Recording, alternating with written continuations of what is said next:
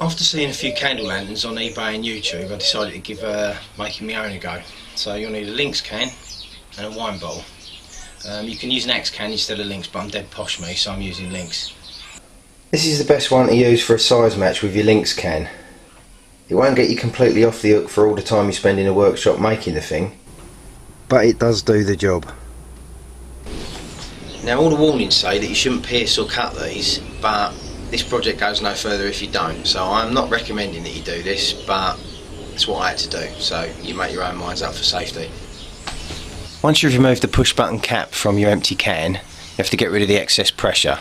It's pretty simple, you just need to do this.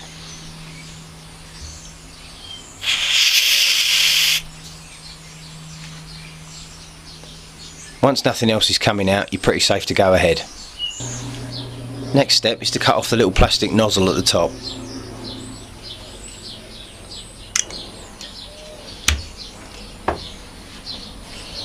All you need for this bit is a centre punch and a hammer. Try and get the centre punch to match the hole as near as you can. Just place it on, punch through. This will leave you a nice aperture ready for your screw and your chain. Once you've decided what candles you're going to use and how high your base needs to be, use the old book and pen trick to mark your height.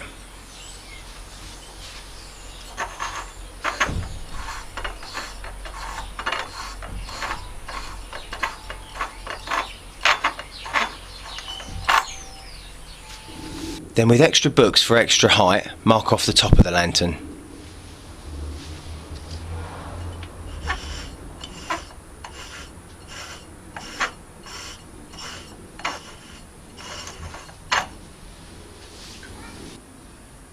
Using the thinnest, sharpest knife you can find, and probably Stanley knives are the best thing for this, cut the tin into 3 sections.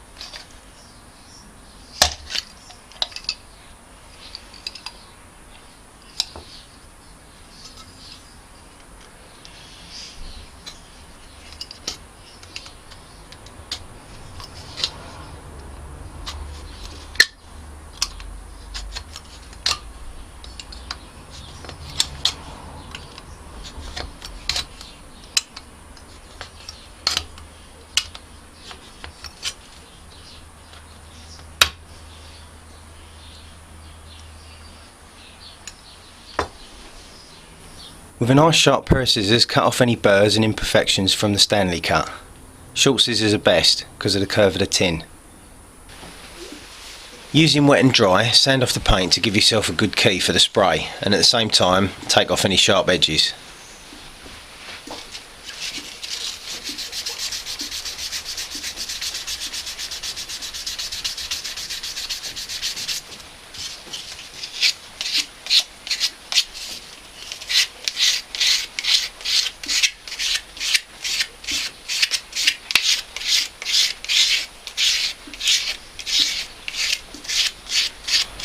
For the glass section, you'll need a miniature wine bottle that matches your base as closely as possible.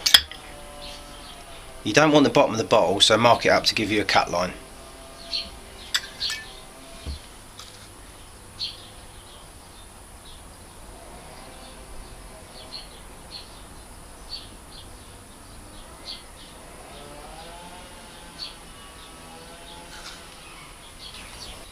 The easiest way to get the cuts done is with a cutting disc.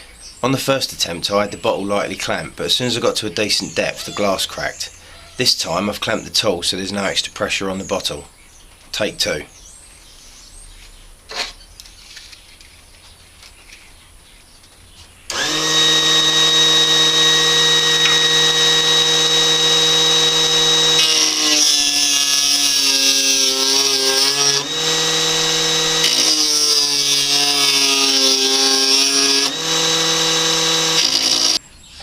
Once you've got a guide groove made, use a bigger disc to finish off.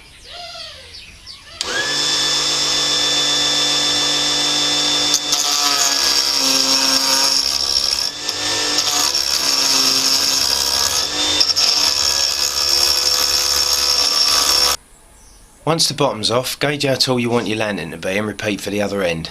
This time I've masked up the bottle in case it shatters.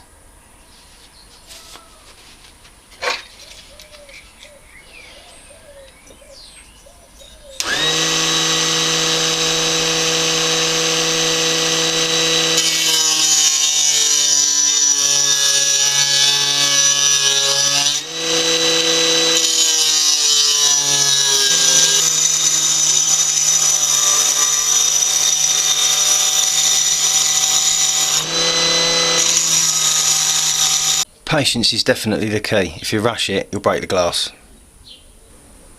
Sand off any sharp edges so you end up with a nice safe glass tube.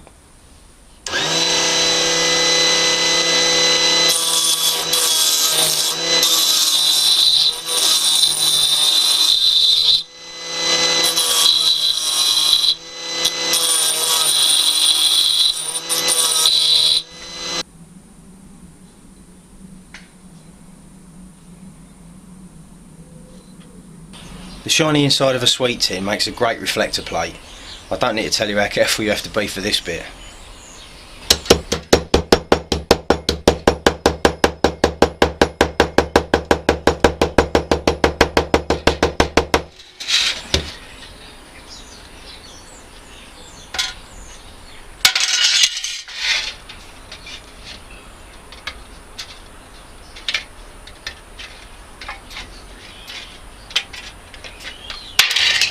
Find something the same size as the inside of the glass tube and bend it to shape.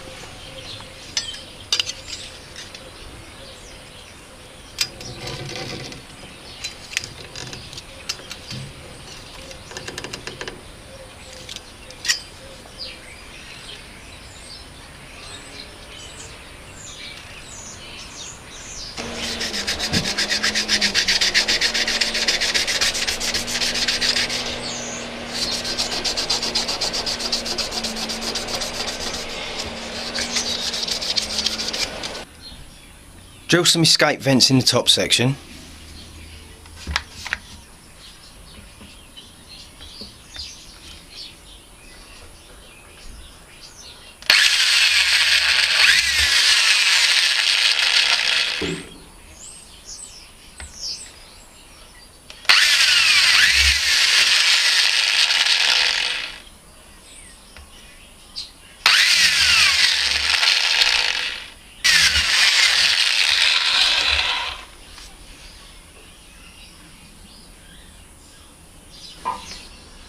And some breather vents in the base.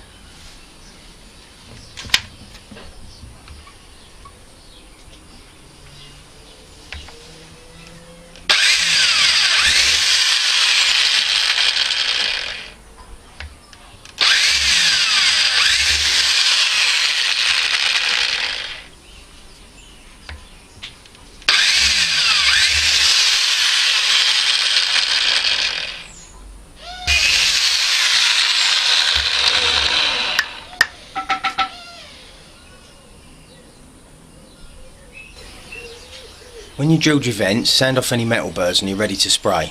I'm going to use 3 coats of Plasticoat industrial hot paint, which is designed to take temperatures of up to 650 degrees centigrade, perfect for the job.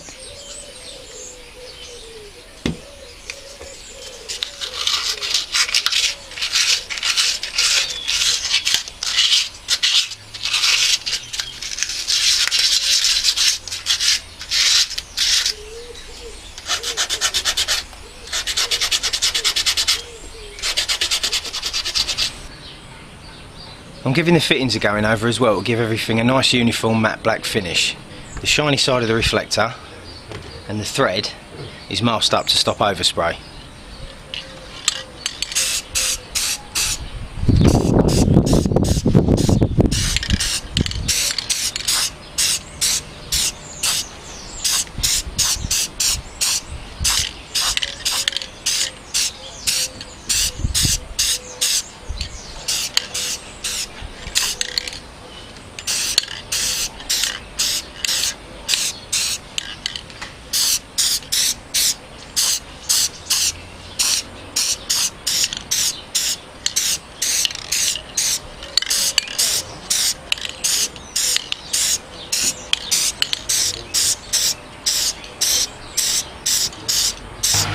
Lastly, to harden or cure the paint, you need to bake it all in a very hot oven for about an hour.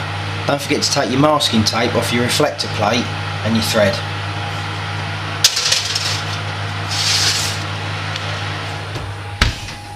Knock up some 2-pack adhesive.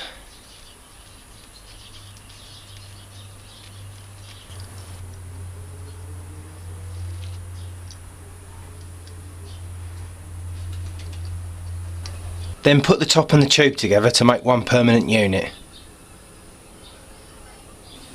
And now for the final assembly. Put your heat shield inside the glass tube, candle in your base, and just push the tube down onto the base.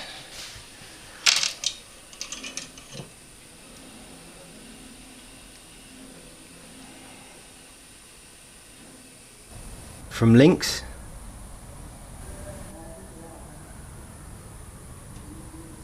to lantern.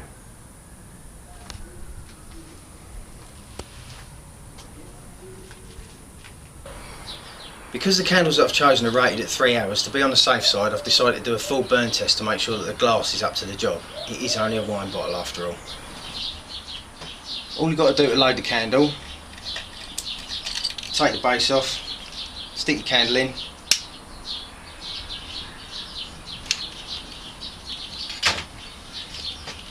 and then the seal is tight enough to hold the base on by itself.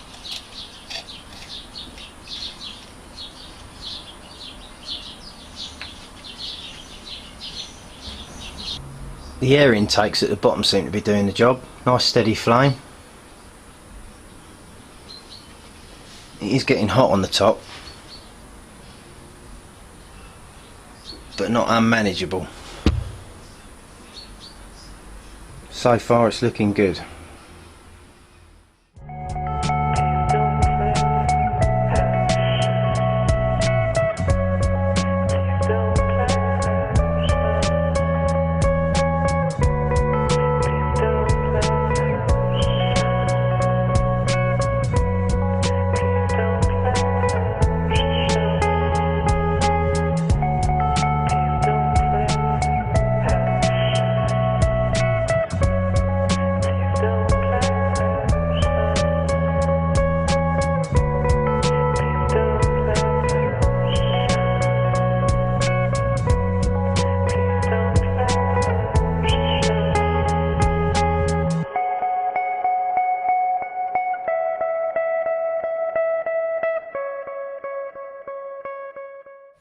I think this is pretty much a success. The heat don't get beyond the first link. Top's really hot as you'd expect, but it don't get beyond here. I think this is pretty much done. Next time you see this you should be in the classroom. It's been going for about 2 hours now, and it seems to come with a side benefit. It burns a lot longer than it should because it's enclosed. It's a 3-hour candle, and it's been going 2 hours, and it's only about a quarter of the way down. Because it's in a capsule, the whole thing's turned to liquid, so it's might be a bit dodgy if you knock it, but providing you're careful, you'll get your money's worth out of these.